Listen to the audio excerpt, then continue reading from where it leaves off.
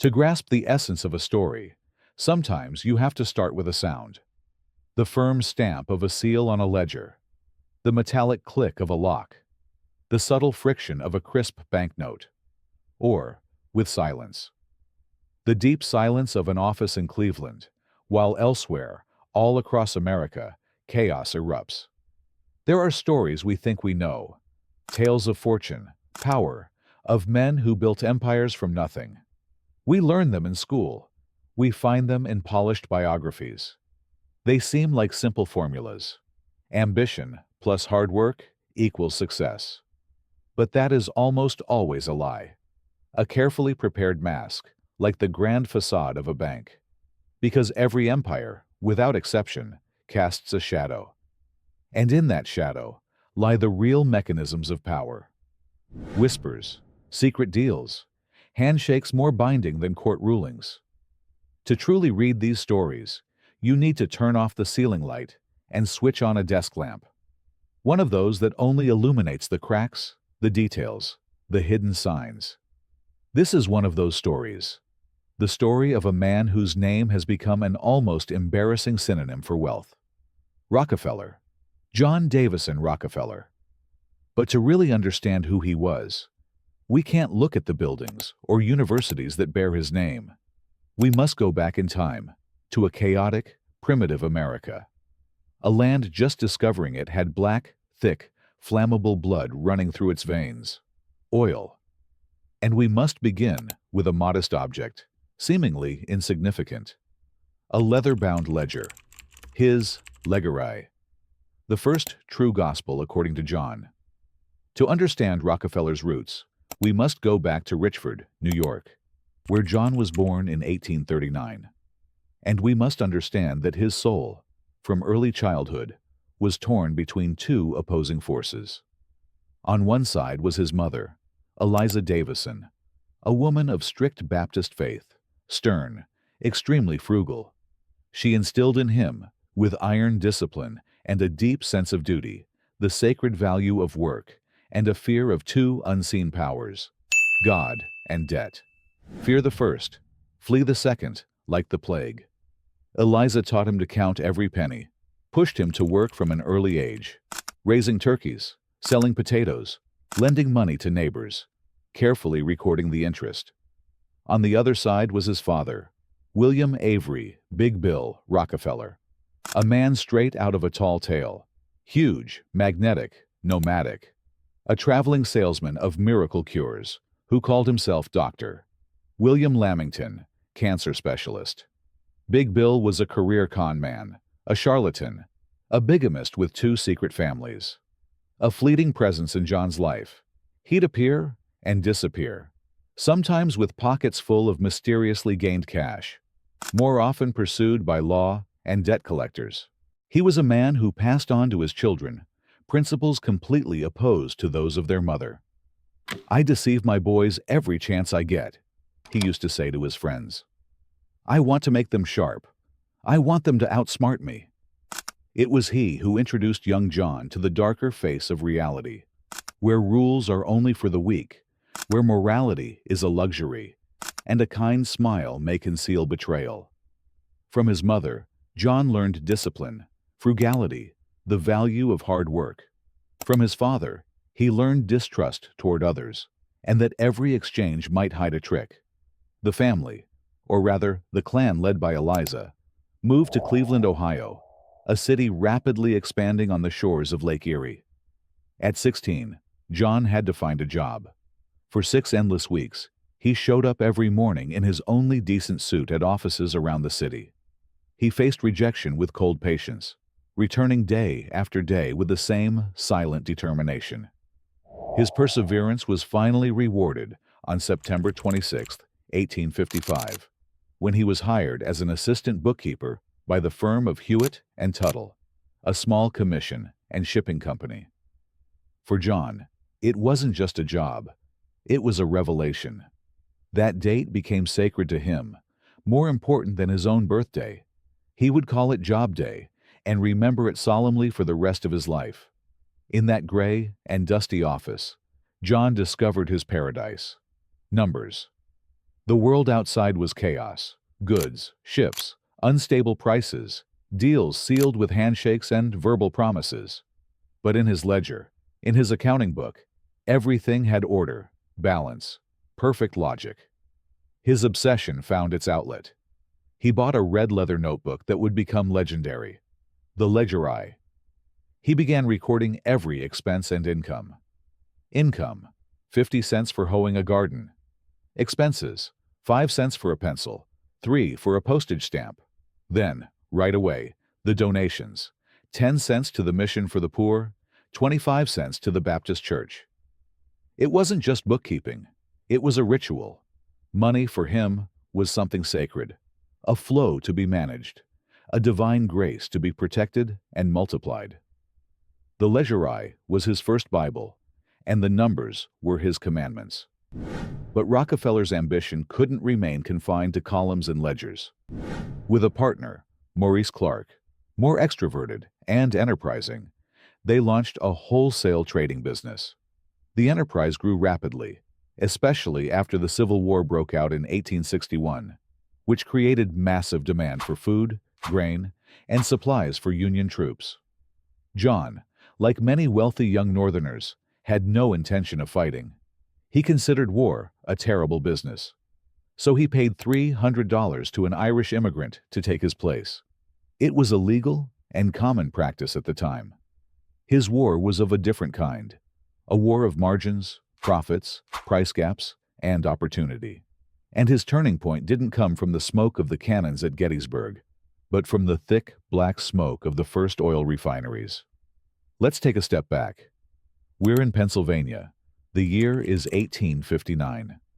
An unemployed former train conductor named Edwin Drake, funded by investors, managed to extract oil by drilling with steam near Titusville. It was the beginning of a frenzied race, a new black gold rush that rivaled the California gold rush in its chaos and violence. Thousands of dreamers, swindlers, desperate men, and adventurers invaded the quiet valleys of Pennsylvania, turning them into hellish landscapes, mud, wooden towers like bones, vapors, and shanty towns full of alcohol, brawls, and knives. Production was wild, the market hysterical. Oil prices swung wildly.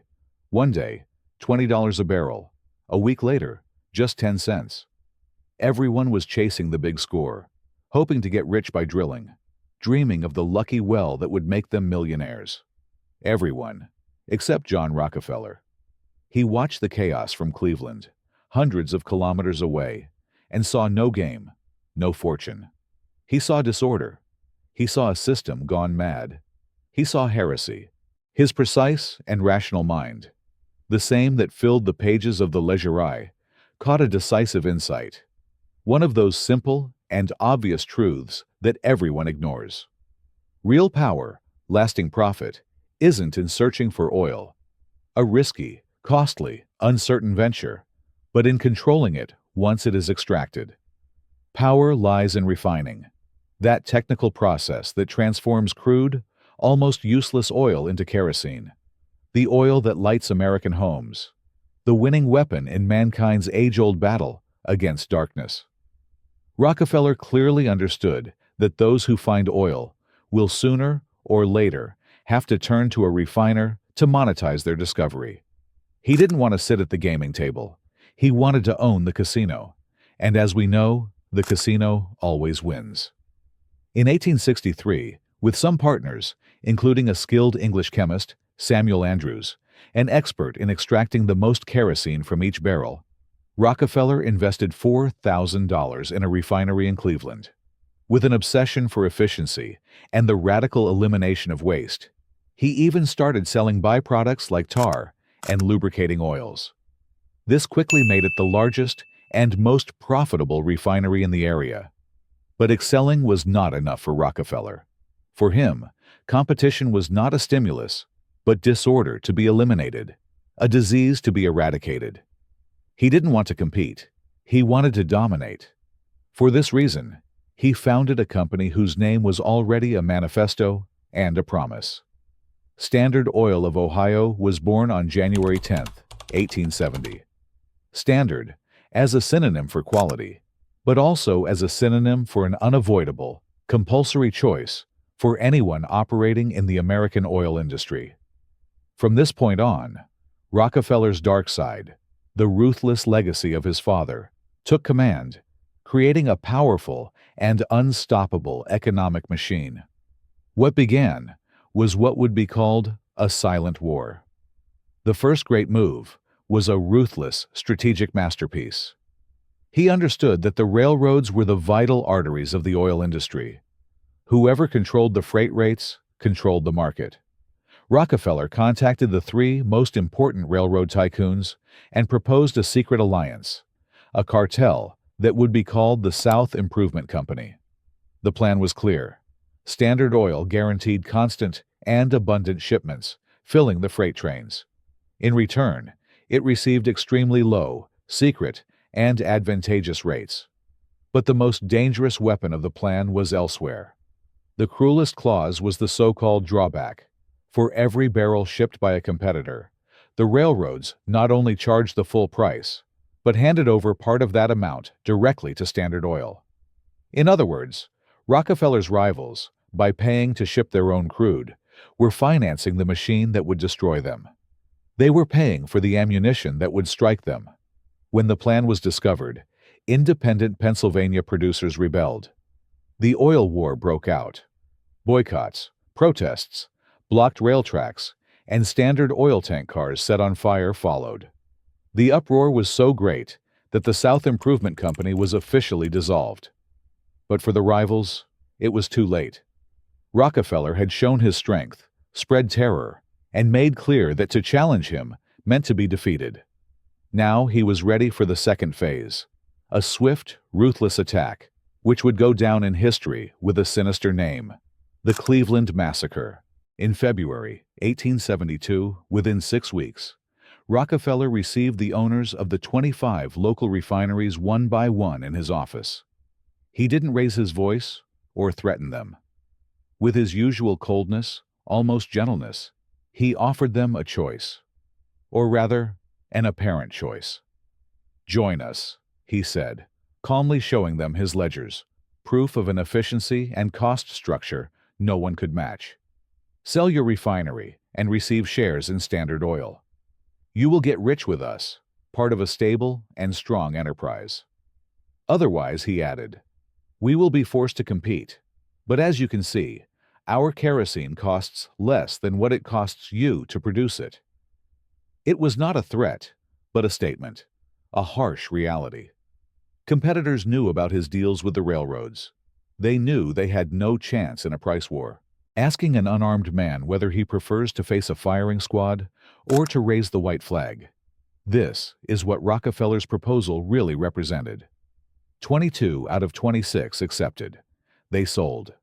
In less than 2 months, he gained almost total control of refining in one of the United States' crucial oil hubs. Chaos was swept away. In Cleveland, only one order ruled, that imposed by Standard Oil. From there, his expansion spread with the speed and reach of an oil slick. Standard Oil perfected a new weapon, corporate espionage. His men infiltrated competing companies, extorting valuable information and stealing client lists. He launched targeted economic attacks, cutting prices so low he sold at a loss just to knock out rivals. Once they were eliminated, prices soared again to monopolistic levels.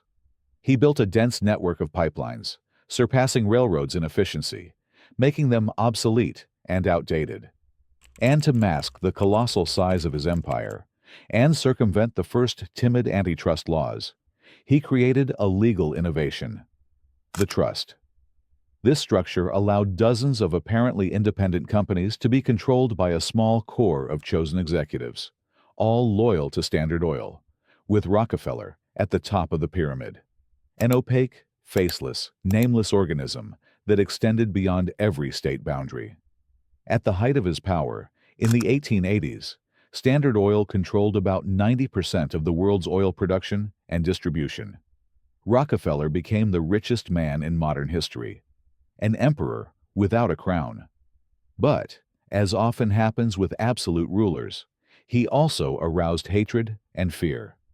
For the people, for small businessmen, and for political leaders, he was the face of the most ruthless capitalism.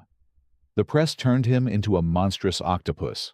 Its tentacles stretched to grip Congress, the White House, banks, every small business. He was the emblem of greed and arrogance, a power convinced it was above the law. But as in every great saga of domination and corruption, the time comes when a voice rises against the giant. In this case, it was a woman, persistent, intelligent, and with a deeply personal reason to expose him. Her name was Ida Minerva Tarbell. Ida was no ordinary reporter.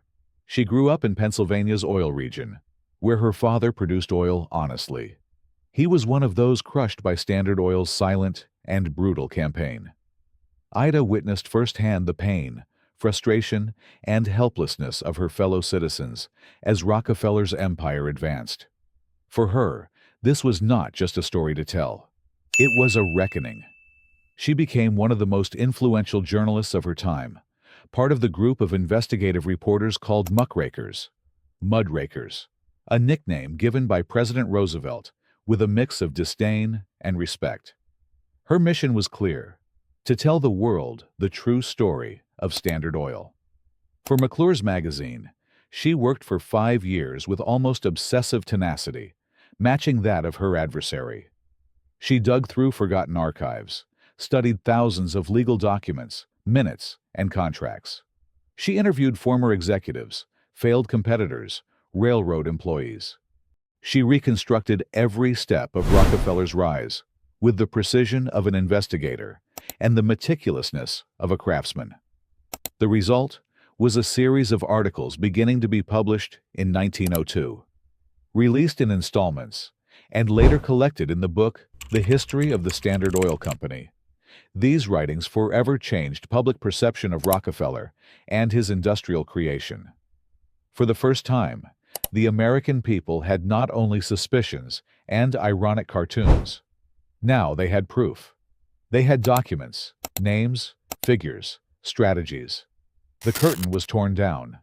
The brutality of the system was shown with clarity and coldness. Tarbell's investigation ignited public opinion like never before, and it gave the federal government the moral and popular mandate to intervene. In 1906, the Department of Justice launched legal action against Standard Oil of New Jersey, the trust's parent holding company. The charge was violating the Sherman Antitrust Act, in force since 1890. An epic legal battle began: the American state versus the country's most powerful citizen. A long trial that unfolded at multiple levels, eventually becoming a milestone in the history of the modern economy. Rockefeller was summoned to court.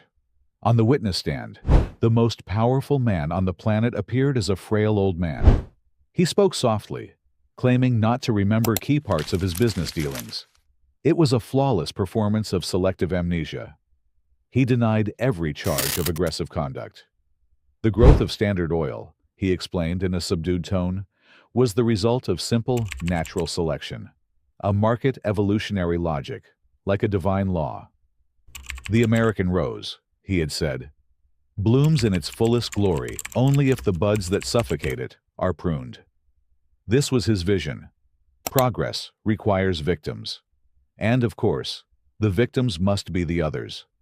But that strategy was not enough to save him. On May 15, 1911, the United States Supreme Court delivered a memorable verdict. Unanimously, it ruled that Standard Oil was an illegal monopoly, a conspiracy against free competition. The court ordered the company to be dissolved. The empire was divided into 34 new entities, theoretically autonomous. It seemed like the end of an era, the triumph of Ida Tarbell, the revenge of the people, the definitive fall of the oil king. But it is precisely at this point that history, with its cruel irony, delivers the most surprising twist, the most brilliant trick ever devised by Rockefeller. Yes, the empire was dismantled, but Rockefeller retained ownership of his shares within each of the 34 new companies. And what happened when America was about to be transformed by the automobile and an insatiable hunger for fuel? These companies, now free to operate and compete, prospered. Their stock prices skyrocketed. And so, Rockefeller's personal fortune, instead of shrinking, grew dramatically. In just a few years, his wealth doubled, tripled, multiplied beyond all expectations. The dismantling of his kingdom made him richer than before. He lost the battle with the law, but won the peace with an explosion of profits, a final mockery of the system. From here ends the story of the entrepreneur. Another story begins, even more controversial, that of redemption, or perhaps transformation. The most hated man in America chose to spend the rest of his life, and his colossal fortune, building a new empire, that of good. Thus began his second enterprise, philanthropy, which he approached with the same discipline and dedication with which he had built Standard Oil. He did not limit himself to giving alms, as he considered charity ineffective, a system that breeds dependency. With the support of his brilliant advisor, Frederick Taylor Gates, he sought to tackle humanity's problems at the root, as if they were faults to be fixed in an industrial plant. He applied business mechanisms to the cause of the common good. He founded the University of Chicago and transformed it into one of the world's academic excellence centers. He launched the Rockefeller Institute for Medical Research, which would become a world leader in scientific research, helping to defeat deadly diseases like meningitis and yellow fever. He funded massive public health campaigns, such as the fight against hookworm, a parasite infesting millions in the rural South, tackling it with the precision of a military mission. His donations were planned, strategic, and global in scale. Their goal was to maximize impact. The old monopolist transformed, in the public imagination, into an almost paternal figure. He was portrayed attending church, playing golf, and handing out shiny new dimes to children he met. Rockefeller became a symbol. But what kind? Was he the image of a redeemed man, giving back what he had received? Or was it the most refined image campaign ever orchestrated, designed to clean an inheritance built on the ruins of others? And here we arrive at the final question, the one left open in this story's file. A question without a definitive answer. Who really was John Rockefeller? Was he the devoted Baptist who believed he was an instrument in God's hands, convinced his wealth was a gift to be returned to the world? Or was he the son of Big Bill, the huckster, who had simply replicated his father's teachings on a global scale, and with his last, brilliant deception, had bought forgiveness and immortality with the same money earned with coldness and ferocity? Perhaps there is no single truth. Perhaps the two souls, his mother Elisa's and his father Bill's, did not fight, but collaborated, perfectly integrated into a higher vision. Perhaps to build the absolute order he dreamed of, first in the economy and then in society. Any means was justified. In his lucid and ruthless mind, there was no contradiction between destroying a competitor and saving a life. They were two faces of the same relentless drive for control. The will of a man who started by noting coins in a notebook and ended up calculating the accounts of the entire world.